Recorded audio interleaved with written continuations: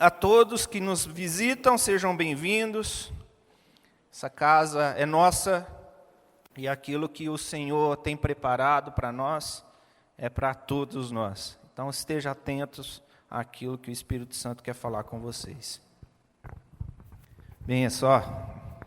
Isso aí, obrigado, irmão. Abra sua Bíblia lá em 1 Tessalonicenses, capítulo 4.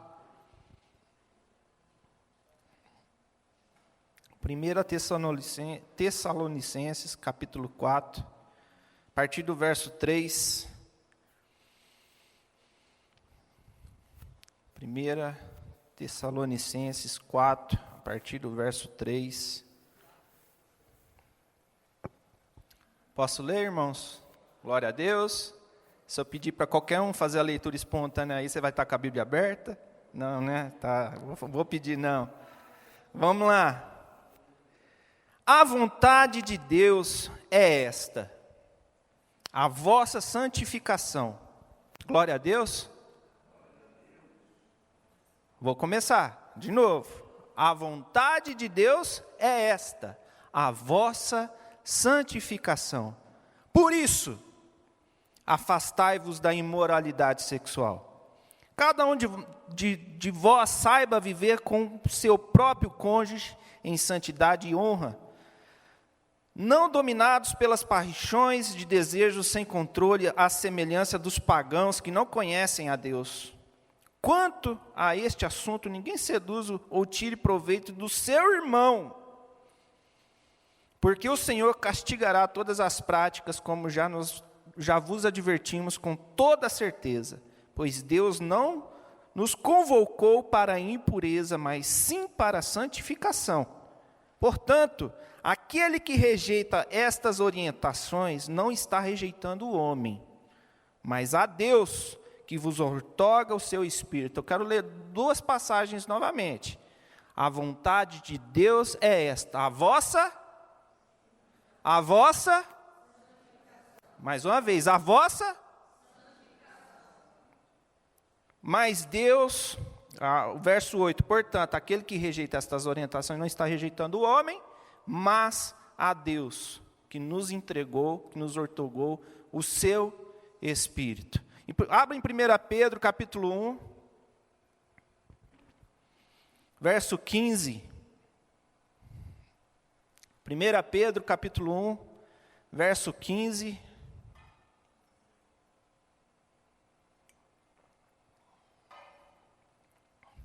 Diz assim: porém, considerando a santidade daquele que vos invocou, tornai-vos da mesma maneira santos em todas as vossas atitudes. Porquanto está escrito: sede santos, porque eu sou santo. Então a gente entende que a vontade de Deus é a nossa santificação, considerando a santidade daquele que nos chamou, que nos convocou. Tornai-vos da mesma maneira santos em todas as vossas atitudes. Em todas as vossas atitudes. Então, irmãos, qual é a verdadeira definição de santidade segundo a Bíblia? Sabe-se que Jesus foi desprezado por muitos na sua época, porque andava com pessoas que aos olhos da sociedade não eram bem vistas.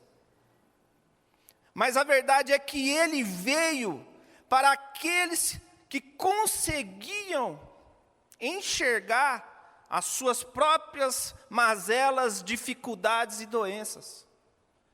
Para pessoas que olhavam para si mesmas e enxergavam os seus problemas, aquilo que afastavam elas da vontade de Deus.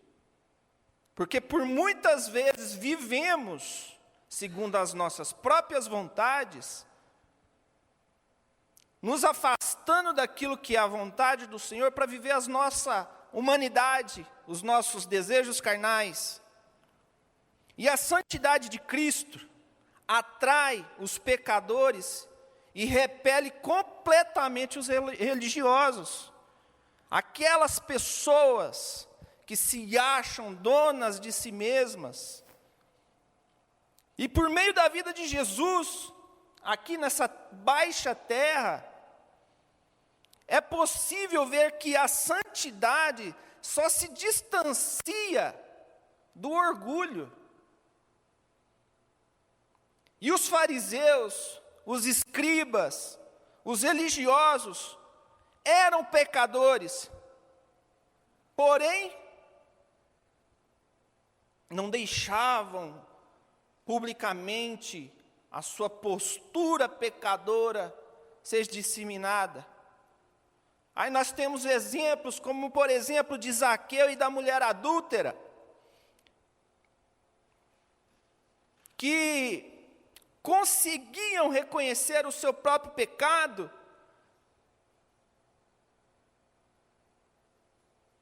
mas de alguns a cegueira, a soberba, os afastavam do próprio Deus. As pessoas têm dificuldades de olharem para si mesmas e reconhecerem e dizerem: eu sou pecador. E para o pecado podemos dar muitos nomes, além daqueles que lemos sobre impureza sexual, adultério, seja lá qual for. Você sabe aonde dói em você, aonde o teu orgulho te consome, aonde aquilo que te consome te afasta da relação com o eterno, porque afasta. O teu orgulho e o pecado que vem por trás dele te afasta da relação com o eterno. Abra lá em 1 Coríntios capítulo 5 a sua Bíblia.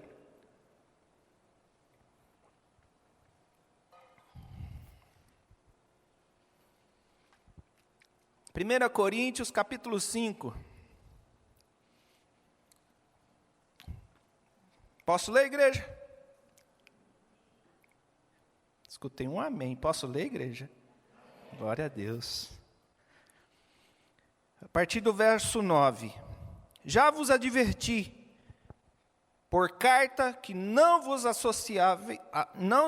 associais a nada que fosse imoral. Dizendo isso, não me refiro a pessoas imorais deste mundo, nem aos avarentos, ou aos ladrões, ou ainda aos idólatras. Se assim fosse, seria necessário que saísseis do mundo. Entretanto, agora vos escrevo, para que não vos associeis com qualquer pessoa que, afirmando-se irmão, for imoral, ou ganancioso, idólatra, ou caluniador, embriagado, ou estelionatário. Com pessoas assim não deveis sequer sentar-se para uma refeição. Pois como haveria eu de julgar os que estão de fora da igreja? Todavia, não deveis vos julgar os que estão de dentro? Contudo, Deus julgará os que são de fora. Expulsai, portanto, do vosso meio os que vivem na prática da indecência. Então, olha o olhar, olha a ótica de Paulo nessa passagem. Os que estão lá fora estão fazendo o que eles sabem fazer. Porcaria, pecar. Viver segundo a vontade da sua própria carne e os desejos humanos. Agora nós olhamos para os nossos irmãos, que eram órfãos, e agora não são mais, são chamados de filhos. Paulo, ele cita a palavra irmão. Então, se hoje você não é mais órfão, hoje você é um filho, e hoje eu então posso te chamar de irmão, porque filho sou como você.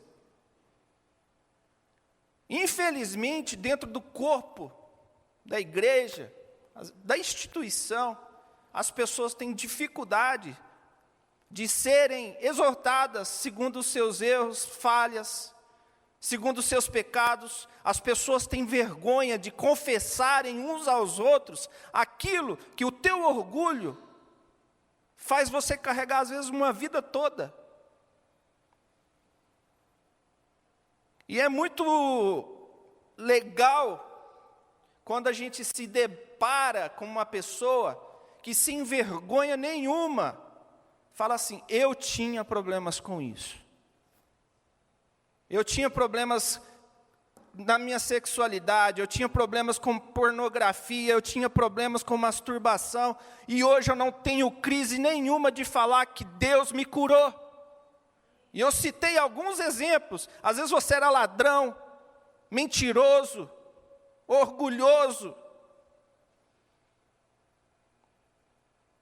E se o Senhor tem colocado você no seio de uma igreja, de uma família, é para que você seja cuidado, zelado. E você, irmãos, vocês, meus irmãos, precisam entender que o outro é responsabilidade sua. A gente está vendo o irmão cair ladeira abaixo e não está tendo sensibilidade, às vezes, de abraçá-lo e dizer: meu irmão, retorna. Eu estou contigo aqui junto, você não está dando conta sozinho, vamos caminhar junto. E Paulo, em suas cartas aos Coríntios, ele é muito claro ao se referir aos impuros. Ele falava não dos que são do mundo, mas daqueles que se diziam cristãos e, entretanto, continuavam com as práticas do velho homem. É preciso, irmãos, viver em santidade, imitar a Cristo e deixar as velhas práticas e viver uma vida em arrependimento, amém? Nos dizemos cristãos e ainda insistimos em viver velhas práticas. O Senhor tem nos chamado ao arrependimento. O Senhor tem nos chamado ao quebrantamento. É preciso viver em santidade e imitar a Cristo o tempo todo. As pessoas só perceberam quando a sua vida estava sem sabor, quando o sal chamado Cristo se relacionou com elas. Elas só enxergaram o seu pecado quando a luz do mundo esteve entre elas. A santidade não é afastamento do pecador, meus irmãos. É a influência sobre ele. O santo não é influenciado. O santo deve ser influenciador. Deus tem nos chamado para ser santo como Ele é santo. Deus tem nos chamado para sermos santos e influenciadores, não influenciados. Precisamos nos afastar de tudo aquilo que tem nos levado ladeira abaixo. Se está difícil, se afaste. Você ainda é fraco. A influência é um ponto-chave da santidade. E agora, muitas vezes é preciso se afastar de certas pessoas, ao sentir a nossa incapacidade de influenciar, quando não há maturidade o suficiente. E quando não há maturidade suficiente, a tendência de ser levado pelo pecado é muito maior. Porém, ao reconhecer esse cenário, é mais um passo que nós damos em direção à maturidade. É reconhecer, eu ainda não sou maduro e não posso estar nesse lugar ou com essas pessoas. Porque mesmo sendo chamado para ser santo, eu não tenho sido santo.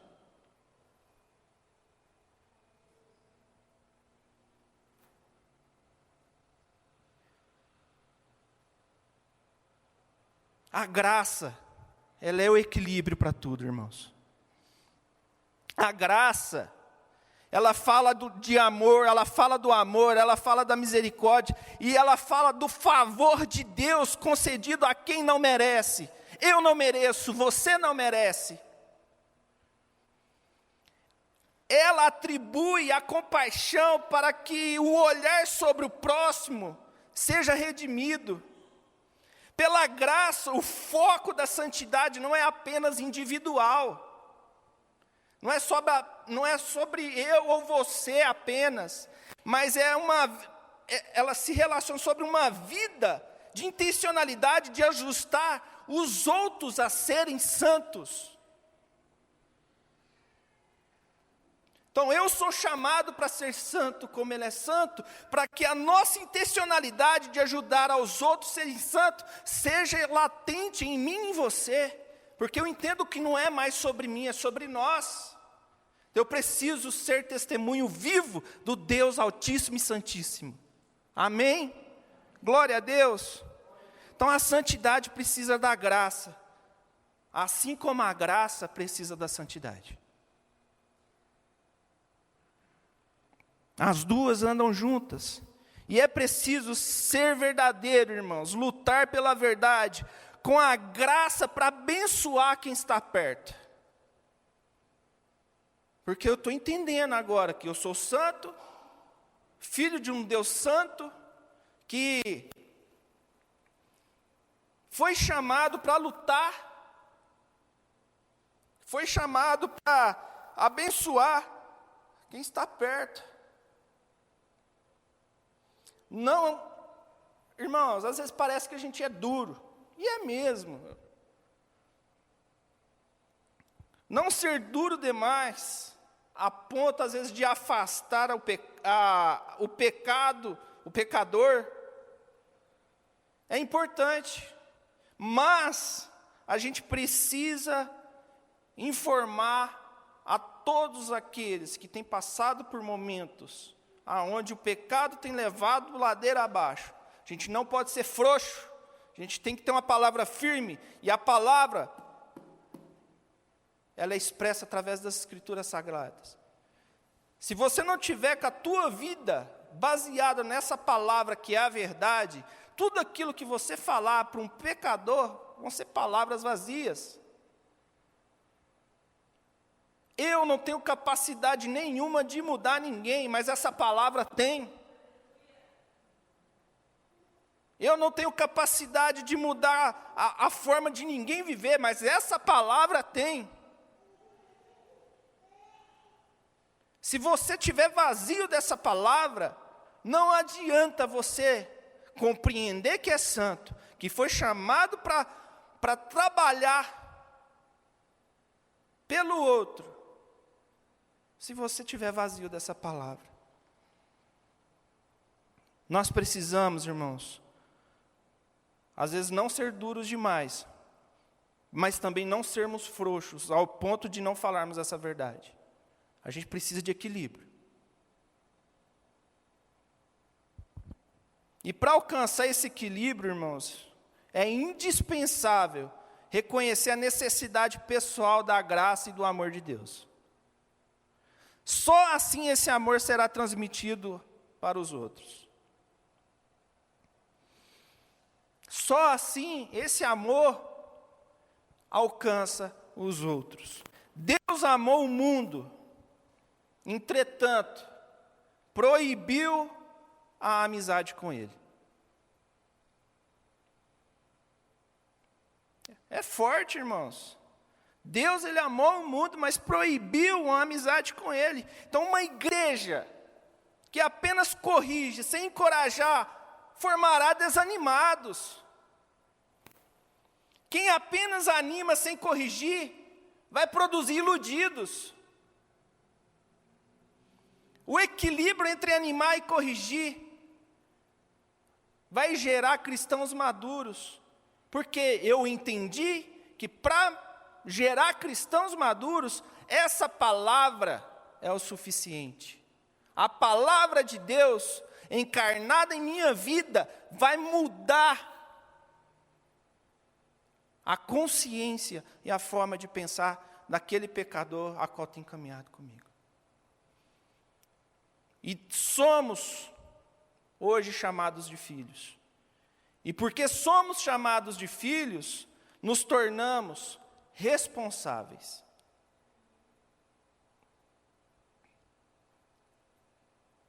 É uma responsabilidade versus uma passividade. O equilíbrio é a marca da maturidade na pessoa de Cristo. Ser cristão é ser chamado para viver a vida de Cristo. É olhar para o eterno, é olhar para o Filho e ter o Filho como referência daquilo que eu sou, daquilo que eu preciso ser. Quem não vive no equilíbrio não está vivendo a vida de Cristo. Existem aqueles que se afirmam na graça, levar em conta a santidade. Mas Deus faz tudo. Deus faz tudo. E não é necessário fazer nada. Às vezes a gente está aqui se esforçando, se empenhando, falando assim, nossa, é por mim mesmo que eu vou dar conta. É só pela força do meu braço que eu vou conseguir. Irmãos, temos parcela de responsabilidade total. Não estamos isentos da nossa responsabilidade por conta da graça. Como alguns por aí pregam, não creio nessa vertente 100%. Mas sem a graça de Deus, irmãos, nada disso seria possível.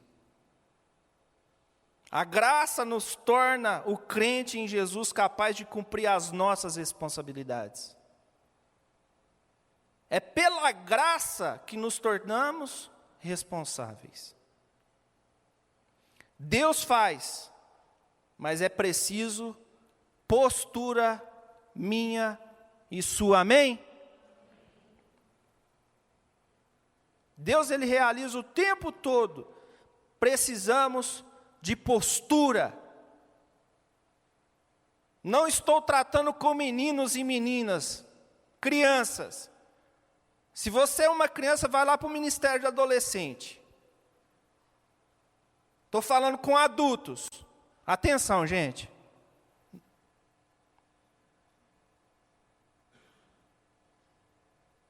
Estou falando com adultos. Deus cura, mas é preciso levantar e tocar nas vestes do Senhor. Não adianta eu dizer está difícil. Se eu não me posicionar, me levantar e esticar as mãos à veste do Salvador.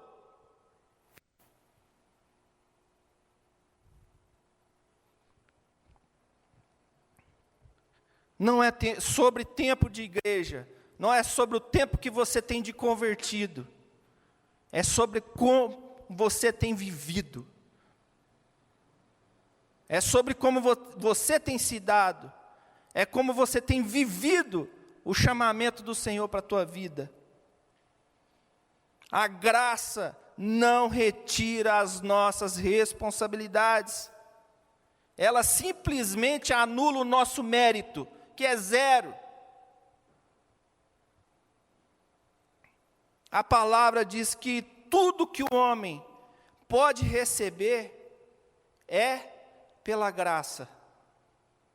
Mas também ensina que para que haja colheita, é preciso plantar. O que você tem plantado? Ah, está difícil. O que você tem plantado?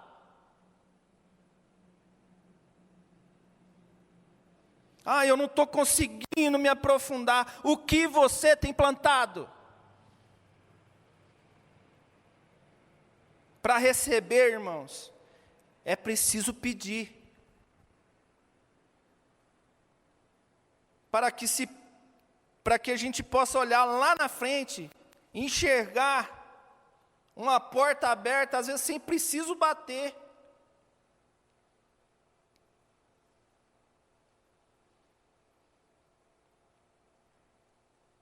Eu tenho orado muito, irmãos.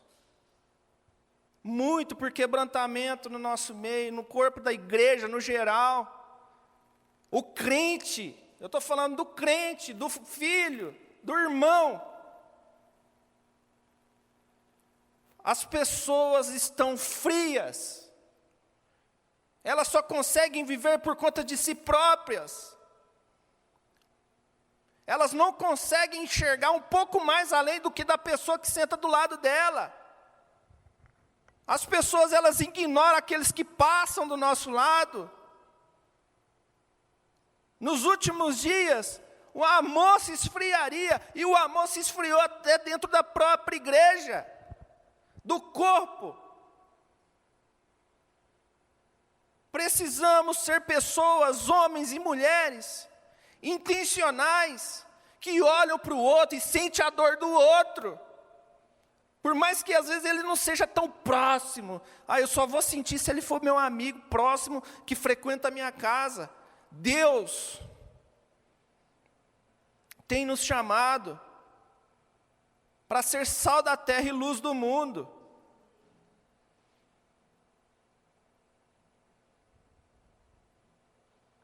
O sal, ele salga, ele dá sabor, ele dá sede. E as pessoas só vão beber dessa água se você estiver sendo sal o suficiente para que essa pessoa tenha sede.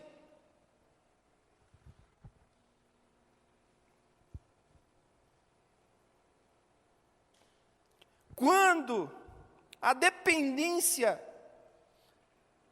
não se mistura com a ousadia no agir,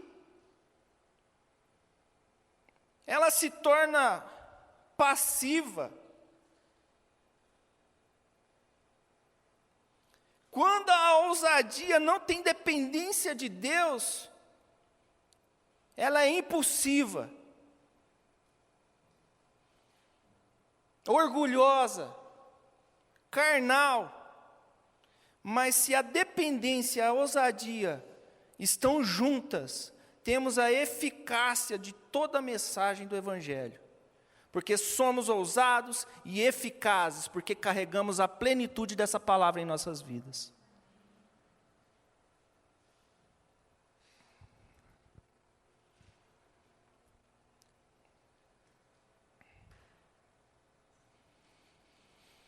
A vontade de Deus é esta: a vontade de Deus é essa, a vossa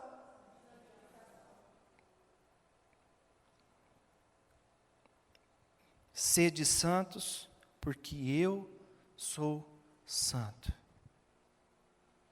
Irmãos, eu amo quando não está filmando, que eu tenho liberdade para andar. Deus tem nos chamado para ser santos. Oi, Naidu. Peruana visitando a gente. E eu tenho, assim, liberdade de olhar no olho de cada um, irmãos. E falar que, assim, de verdade, irmãos. Vamos largar de ser romântico. Viver esse evangelho de forma romântica. Se Deus está nos chamando para ser santos, é assim que devemos ser. Haverá lutas constantes entre os nossos desejos carnais e o Espírito. A carne, ela vai prevalecer se você estiver dando liberdade somente a ela. Felipe, na quarta-feira, ministrou um pequeno grupo, e ele deu um testemunho dele, que eu não vou falar aqui, mas ele falou assim: eu tinha problemas, e hoje eu não tenho crise nenhuma em falar sobre esses problemas. E eu fiquei muito feliz na hora que ele falou aquilo, porque ele já tinha compartilhado no passado as dores dele comigo. A gente tem dificuldade de olhar no olho um do outro e falar: irmão, preciso confessar o meu pecado para você, para que haja cura.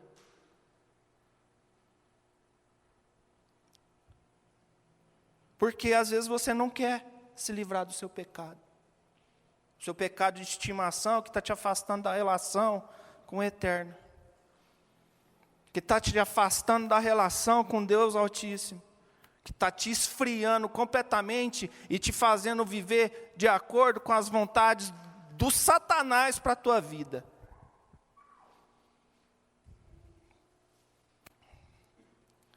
Então, de verdade, irmãos, eu gosto de me lembrar disso aqui, ó.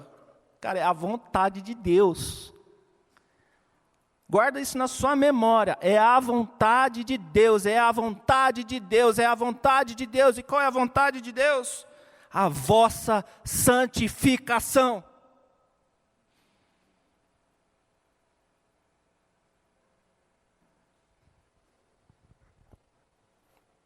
Se afasta daquilo que tem te afastado da relação com o Eterno, amém?